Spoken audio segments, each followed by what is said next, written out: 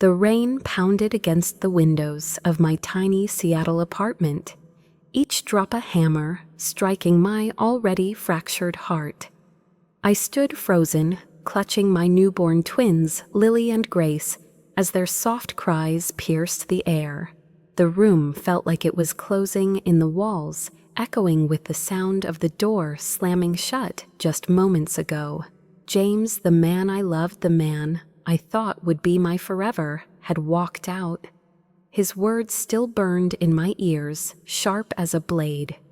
"I can't do this anymore, Emily. We don't belong together." I stared at the door, willing it to open, praying this was a nightmare I'd wake from. But it wasn't. His footsteps faded down the hall, replaced by the hum of a sleek black car speeding away into the storm. My knees buckled, and I sank to the floor, the weight of betrayal crushing me. How could love so fierce and real crumble in a single moment? How could the man who promised to protect us abandon his own children? The twins' tiny hands reached for me, unaware of the void their father left behind. In that suffocating darkness, I felt utterly alone, a single mother with nothing but two fragile lives depending on me. Yet somewhere deep inside, a spark flickered a stubborn refusal to let this moment define me. Could I rise from this wreckage? Could I build a life from the ashes of a broken dream? I didn't know then, but I was about to find out. This is my story, a story of shattering loss and the strength to rebuild. What would you do if your world fell apart in a single night? 3 years ago, Seattle was a canvas of possibilities, painted with the vibrant hues of my dreams. I was 25, a graphic designer, fresh out of college, chasing ambition in a city that buzzed with creativity and promise.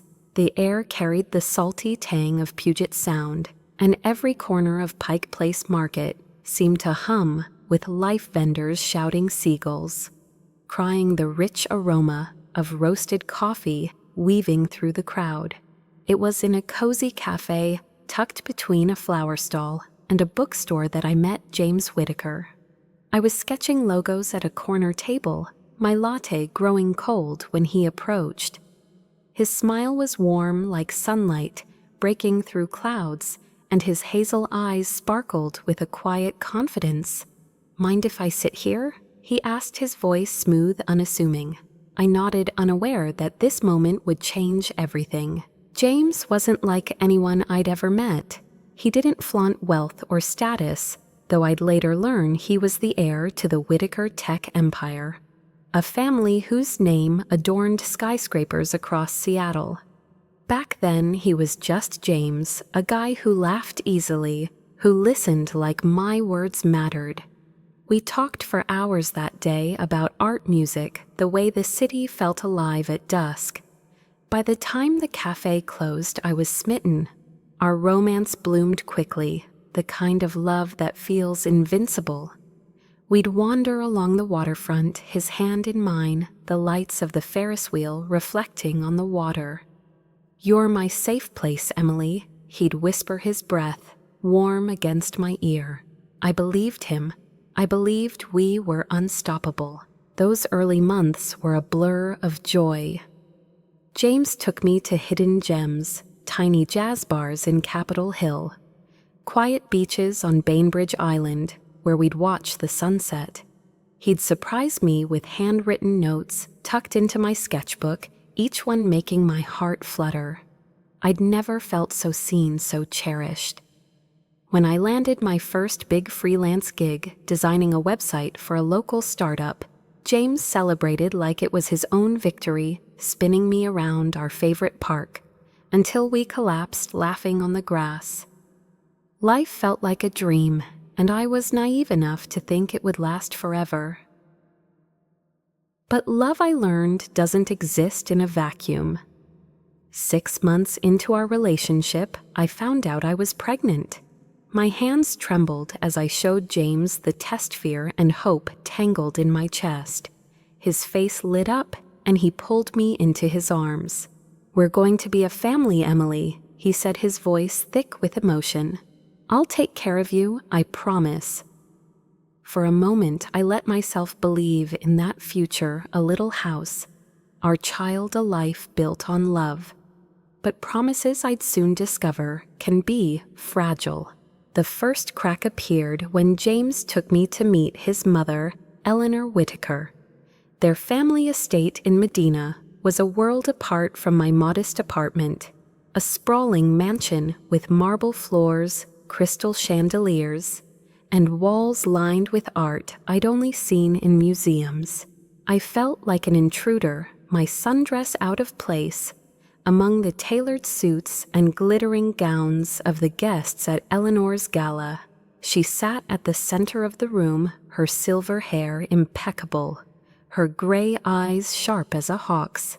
"So you're the artist James speaks of," she said, her tone polite but icy, her gaze dissecting me.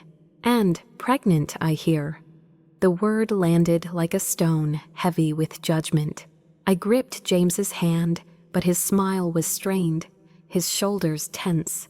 The room seemed to close, in the chatter of the elite drowning out my racing thoughts. Eleanor's scrutiny was relentless. Over dinner, she spoke of legacy duty.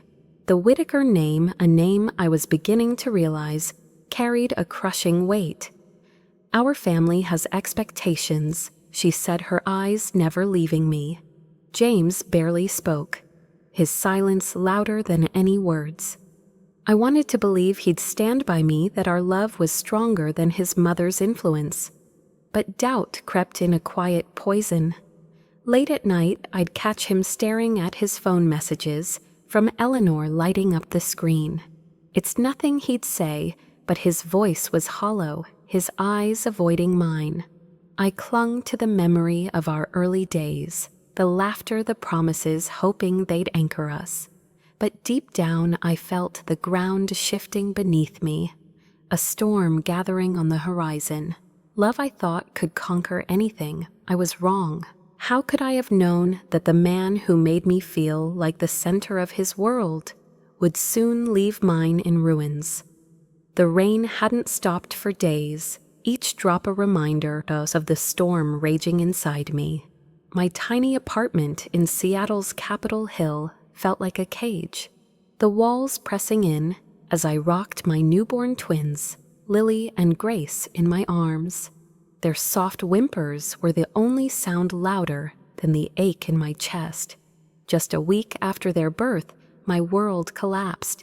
James Whitaker, the man I'd loved with every fiber of my being, stood in the doorway, his hazel eyes hollow, his shoulders slumped, like he carried a mountain. I smiled at first, foolishly, believing he'd come to hold us, to start our life as a family. But his face told a different story, a story of surrender. "Emily, we need to talk," he whispered, his voice barely cutting through the hum of the radiator. I set the twins in their crib, my hands trembling, and turned to him. "What's wrong, James?" My voice cracked, dread pooling in my stomach. He didn't answer right away. He paced his boots, scuffing the worn floorboards, then stopped, his gaze fixed on the window, where rain streaked the glass. "I can't do this anymore," he said, each word a dagger. "I just can't." My heart stopped, the air turning to ice. "Can't do what?" I repeated, my voice a fragile thread. He swallowed hard, his eyes avoiding mine. "This, us, you, the babies." His words landed like a thunderclap, shattering the fragile hope I'd clung to. I stood frozen, my mind racing to make sense of it. "You're leaving me, leaving your own children."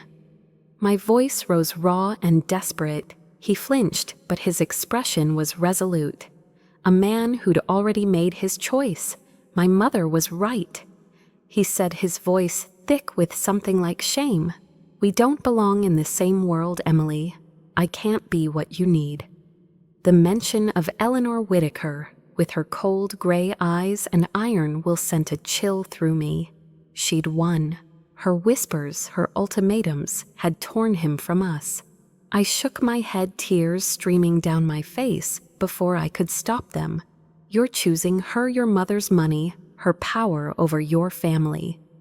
My words were a plea, a scream, a prayer. But James didn't answer.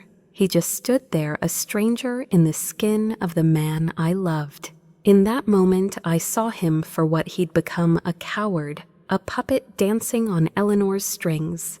The James who'd laughed with me under Seattle's starry skies, who'd promised to protect us, was gone.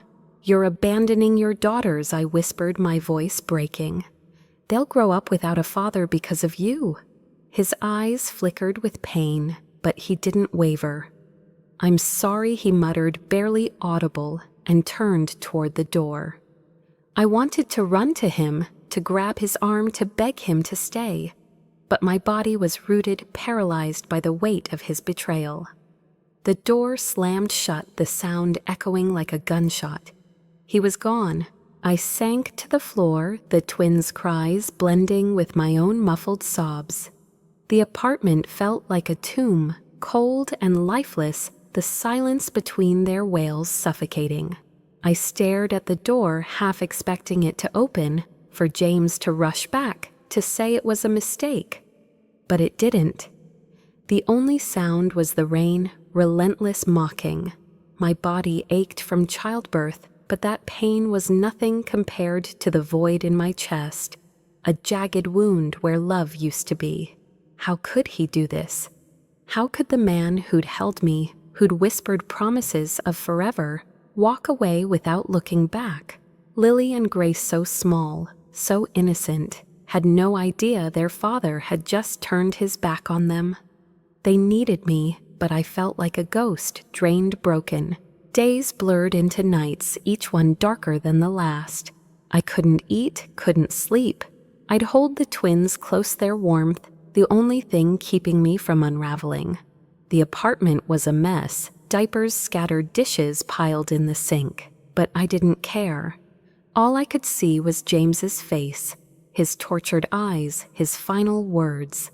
I replayed every moment, searching for signs I'd missed, for something I could have done differently. Had I been too naive, too trusting? Had I failed him somehow? The questions gnawed at me, but no answers came. Friends called, their voices muffled through the phone, but I let it ring. I couldn't face their pity, couldn't find words to explain the wreckage of my life. Then one morning a letter slipped under my door, the Whitaker crest embossed on the envelope. My hands shook as I opened it. Eleanor's words were clinical cold, a legal agreement offering me $100,000 to relinquish all claims to James and stay silent about the twins. A bribe dressed up as charity. Rage surged through me, hotter than my grief.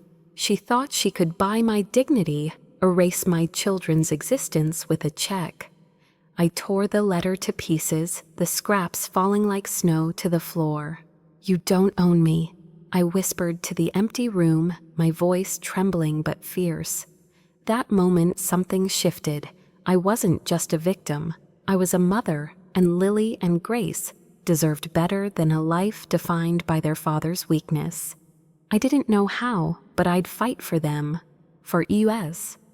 The road ahead was dark, uncertain, but I'd walk it no matter what. Could I rebuild from nothing? Could I be enough for my girls? I had to try. The days after James walked out were a fog of despair, each one heavier than the last. My Seattle apartment, cramped and dim, felt like a prison where grief was my only companion. Lily and Grace, my newborn twins, were my anchor, their tiny faces pulling me back from the edge. But survival demanded more than love. It demanded action. I was a single mother with no job, no savings, and 2 infants depending on me. The weight of it crushed me, but I couldn't let it win. I had to stand up, not just for me, but for them. My first step was finding work. Before the twins, I'd been a freelance graphic designer, crafting logos and websites for startups around Capitol Hill. But motherhood changed everything. I sent out dozens of applications, my fingers trembling as I typed cover letters late at night, the glow of my laptop the only light in the room. The rejections came fast, each one a punch to the gut. We need someone with more availability. One recruiter said, her voice clipped, "Your situation, it's just not a good fit." Another admitted, softer but no less brutal, they saw a single mom, not a professional. I wanted to scream, to tell them I was more than my circumstances. But the truth was stark. No one wanted to hire a woman who couldn't promise late nights or last-minute meetings. I sold the silver necklace James had given me, the one I'd once cherished, to buy diapers and formula. Every dollar hurt a reminder of how close we were to the edge. Nights were the hardest. The twins woke in turns, their cries piercing the silence. I'd change diapers with one hand, scrolling job listings with the other, exhaustion blurring my vision. I cut every expense, cable coffee, even heat some days, wrapping the girls in extra blankets to keep them warm. I learned to live on rice and canned beans, stretching every meal like a tightrope walker balancing over a void. There were moments I wanted to give up, to curl up and let the world swallow me. But then I'd look at Lily's clear blue eyes, Grace's tiny clenched fists, and something fierce ignited inside me. They deserved a mother who fought, not one who surrendered. Hope came unexpectedly through Sarah Coleman, my best friend since college. She showed up one rainy afternoon, her arms full of groceries, and her smile brighter than the gray Seattle sky. "You're not doing this alone, Emily," she said, hugging me tight. She sat with me listening as I poured out my fears, my shame. Sarah didn't offer pity, she offered a plan. "You're a creator," she said, pointing to the sketches scattered across my table. "Use that. Make something." Her words were a lifeline pulling me from the dark. I'd always loved crafting, even as a kid, sewing tiny outfits for my dolls. Maybe I could make something for the twins, something to soothe them. I started small, using scraps of fabric and wood from a thrift store to create soft toys, plush stars, little wooden blocks, painted with non-toxic colors. Lily and Grace loved them, their giggles a melody I hadn't heard in weeks. On a whim, I posted a photo on Instagram captioned, "Made with love for my girls." To my shock, comments flooded in. "Where can I buy these?" one mom asked. "These are adorable," wrote another. Sarah pushed me to see the opportunity. "You could sell these, Emily, start a business." The idea felt impossible. I had no money, no experience, but her belief in me was contagious. I named my fledgling brand Tiny Joys, a nod to the sparks of happiness my daughters gave me. With Sarah's help, I borrowed a sewing machine from a neighbor and scoured discount stores for eco-friendly fabrics. I taught myself to sew better watching YouTube tutorials while the twins napped. My apartment became a workshop, piles of cotton and bamboo thread spilling across the floor.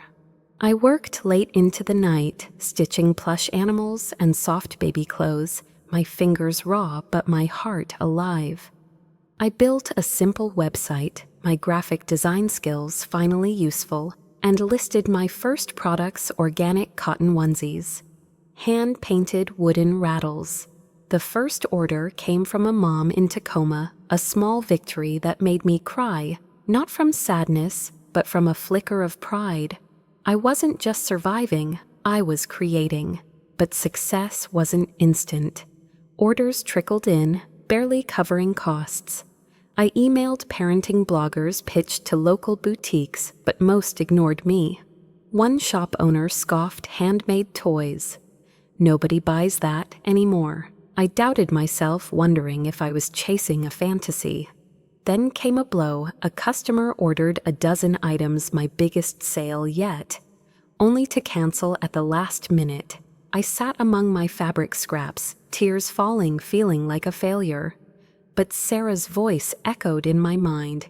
"Keep going, Emily. You're stronger than you know." I looked at my sleeping twins, their faces peaceful in the moonlight, and knew I couldn't quit. They were my why. I changed my approach. I took better photos, staging Tiny Joy's products in soft morning light, the Seattle skyline faint in the background. I started a blog sharing my story as a single mom building a dream from nothing. I joined online parenting groups not to sell, but to connect, sharing tips and struggles. Slowly the tide turned. A mom in Portland ordered a set of toys, then another in Spokane. Word spread, and one night everything changed.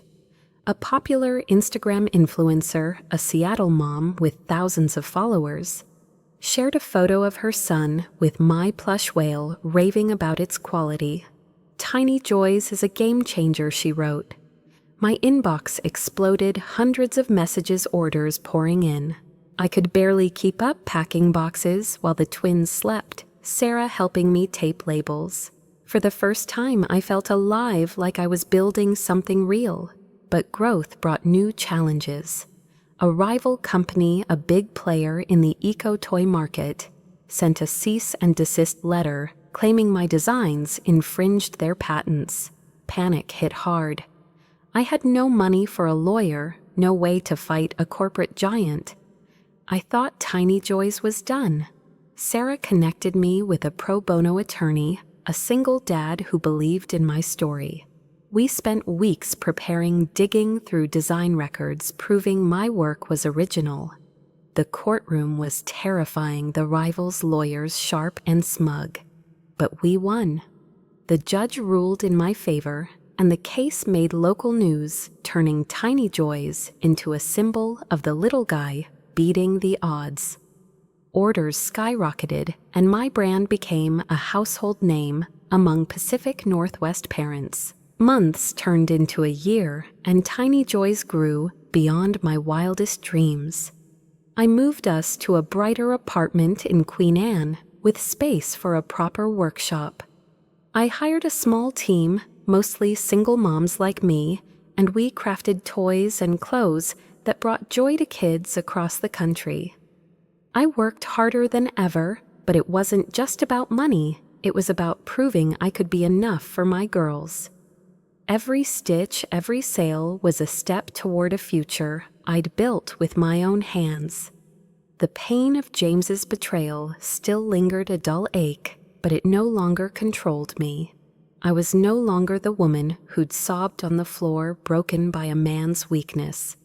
I was Emily Harper, a mother, a creator, a fighter.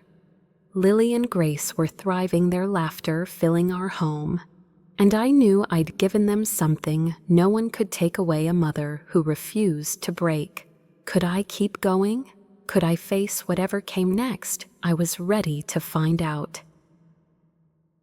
The air buzzed with excitement at the Seattle Center, where the annual Eco Kids Expo filled the exhibition hall with vibrant colors and the hum of eager parents. Tiny Joys, my brand, had a booth at the heart of it all.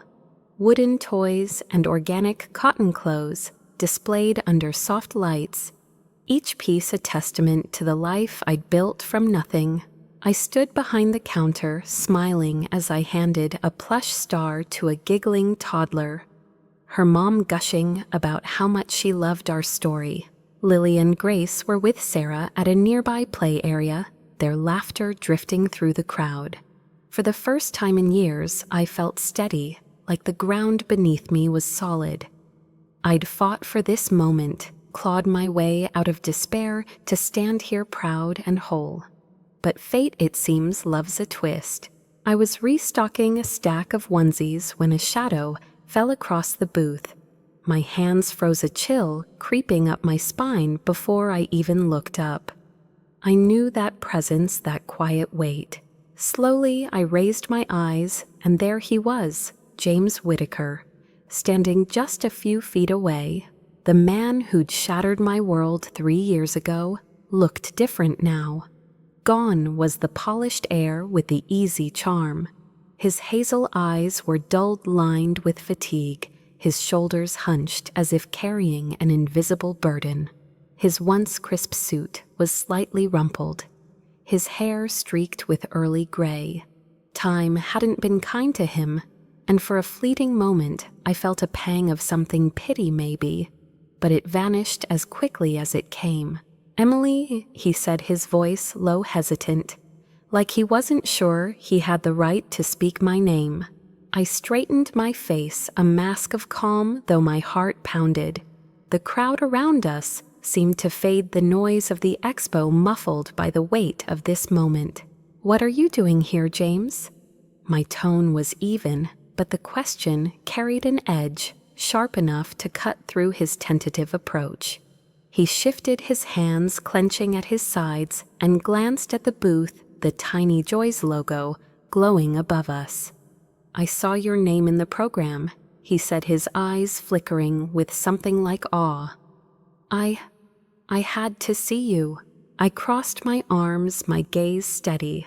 Why, the word was simple, but it held years of pain, of questions unanswered. He looked down, his jaw tightening, then back at me, his expression raw. "I was wrong, Emily," he said, his voice cracking. "I was so wrong. I never should have left the girls. I let my mother control me, and I've paid for it every day since." His words hung in the air, heavy with regret, but they didn't move me the way they might have years ago. I'd cried too many tears, fought too many battles to let his remorse pull me back. I tilted my head, studying him. "And now you realize this." After 3 years, my voice was calm, but the emphasis was deliberate, each word a reminder of the time he'd stolen. He flinched, his hands unclenching as if to reach for me, then dropping back to his sides. "I saw you on the news," he said, almost pleading. "The lawsuit, your brand, everything you've built. You're incredible, and I'm nothing without you. I've got the Whitaker name, the money, the estate, but it's empty. I wake up every day knowing I lost the only thing that mattered." His confession should have felt like victory, a vindication of my pain. But it didn't. It felt hollow, like a story I'd outgrown. I took a step closer, my voice low but firm. "You didn't lose us, James. You chose to walk away. You chose your mother's world over your own daughter's." My words were steady, but they carried the weight of every sleepless night, every rejection, every moment I doubted myself. His eyes glistened, and for a moment I saw the man I'd loved, the one who'd laughed with me by the waterfront, who'd promised forever. But that man was a ghost, and I wasn't haunted anymore. "I know," he whispered, his voice breaking. "I know I can't undo it. I needed you to know I'm sorry. Not because I want you back, not because I expect forgiveness. I just need you to know you were the only person I ever truly loved." He looked at me, desperate for absolution, but I felt nothing but clarity. I didn't need his apology, his love, or his regret. I'd built a life without him, a life I was proud of, and his words couldn't touch that. I smiled, but it wasn't soft or forgiving. It was the smile of a woman who'd found her own strength. "James, I don't need to know that," I said, my voice clear, unshakable. "I don't need your love or your guilt. I've moved on. I've built something real, something that's mine. You're not part of it, and you never will be." His face crumpled, the truth hitting him like a wave. He opened his mouth, but no words came. I continued, my tone softer, but no less firm. "You made your choice a long time ago, and I made mine. I'm happy, James, not because of you, but despite you." He stood there frozen, as if the world had shifted beneath him. I glanced past him, catching sight of Lily and Grace, running toward me, their faces bright with joy. Sarah trailed behind her eyes, narrowing as she spotted James. I turned back to him, my voice final. "Take care of yourself, James, but don't come back." I stepped away, kneeling to scoop my girls into my arms, their warmth grounding me. "Mommy, we saw a big slide," Grace squealed, oblivious to the man standing a few feet away. I laughed, kissing her forehead, and didn't look back. James lingered for a moment, his silhouette a faint shadow against the bustling crowd. I felt his gaze heavy with sorrow, but it didn't pull me. I was free not just from him, but from the pain that had once defined me. As I carried Lily and Grace back to the booth, their hands sticky from cotton candy, I felt lighter than I had in years. The expo hummed around us parents and kids, marveling at Tiny Joys, my creation, my legacy. I'd faced my past not with anger or tears, but with the quiet power of a woman who'd rebuilt herself. This wasn't about revenge or triumph over James. It was about me, about the life I'd carved from the wreckage he left behind. Could I keep moving forward? Could I carry this strength into whatever came next? I knew I could. Sunlight poured through the wide windows of my new home in Seattle's Queen Anne neighborhood, bathing the living room in a golden glow.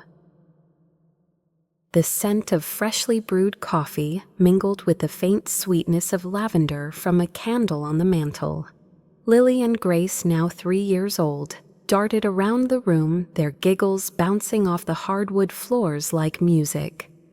I sat at my desk, a sleek oak table cluttered with sketches and fabric swatches, reviewing a contract for Tiny Joys' latest partnership with a national eco-friendly retailer.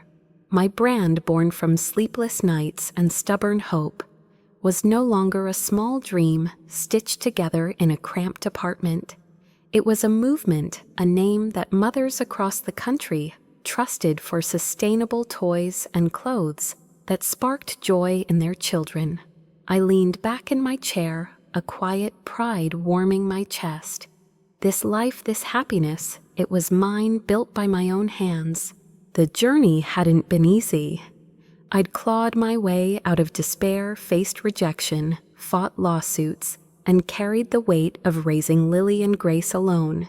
But every struggle had forged me into someone new. I wasn't the broken woman who'd sobbed on the floor when James Whitaker walked out. I was Emily Harper, mother, creator, survivor. Tiny Joys had grown beyond my wildest hopes, with flagship stores in Seattle and Portland and a third planned for Denver. I'd hired a team of artisans, many of them single moms like me, and together we crafted products that weren't just beautiful, but meaningful. Last month, a major business magazine featured me in a spread about women entrepreneurs. My face smiling alongside Lily and Grace, our story a beacon for others. I didn't chase that spotlight, but when it came, I stood tall, unafraid. This morning I packed a picnic and took the girls to Gasworks Park, where the Seattle skyline shimmered across Lake Union. Lily chased Grace through the grass, their tiny sneakers kicking up dandelions, their laughter brighter than the spring sun. I sat on a blanket, sipping iced coffee, savoring a piece I'd fought tooth and nail to earn. A woman approached her toddler, clutching a Tiny Joys plush whale. "You're Emily Harper, right?" she asked, her eyes wide with excitement. "The founder of Tiny Joys?" I nodded, smiling. "I'm a huge fan," she gushed. "Your story, it's incredible. You went from rock bottom to this. You give so many of us hope."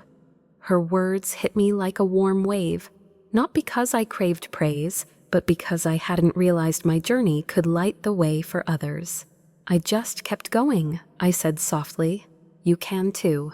She walked away, her toddler waving, and I felt my heart swell. This was bigger than me now. James and his mother, Eleanor Whitaker, were ghosts of a past I no longer carried. I'd heard whispers James had walked away from the Whitaker empire, cut ties with Eleanor, and started over somewhere far from Seattle's glittering towers. I didn't know if he was happy, and I didn't care. He'd chosen his path, and I'd chosen mine. The anger I once felt had faded, replaced by a quiet indifference. I didn't need to forgive him to be free. I just needed to let go. That day at the expo when I'd faced him and walked away, I'd closed the door on that chapter for good. My life was here with my girls, my work, my purpose. That evening I curled up on the couch with Lily and Grace, their small bodies nestled against me. I told them a bedtime story, not of fairy tales or far-off kingdoms, but of a woman who fell broke and rose again. She was strong, I said, my voice soft, because she never gave up even when the world felt too heavy. Grace looked up, her eyes round and curious. Was she happy, Mommy? I kissed her forehead, my heart full. Yes, sweetheart. She made her own happiness. As I tucked them into bed, their breathing slow and steady, I paused in the doorway, watching them sleep. They were my everything, my reason to keep fighting, to keep building. I stepped onto the balcony, the city lights twinkling below. Seattle stretched out before me, a place that had seen my darkest days and my brightest triumphs. I didn't need a man to complete me, didn't need someone to save me. I'd saved myself. My happiness, my future, my strength, it was all mine, earned through tears and grit. I closed my eyes, the cool night air brushing my skin, and felt a certainty I'd never known before. I was exactly where I was meant to be. What did I learn? That adversity doesn't define you, your response does. When life breaks you, you can rebuild stronger, wiser. Find your purpose, even if it's just one small step at a time, like I did with tiny joys. Surround yourself with people who lift you up like Sarah did for me.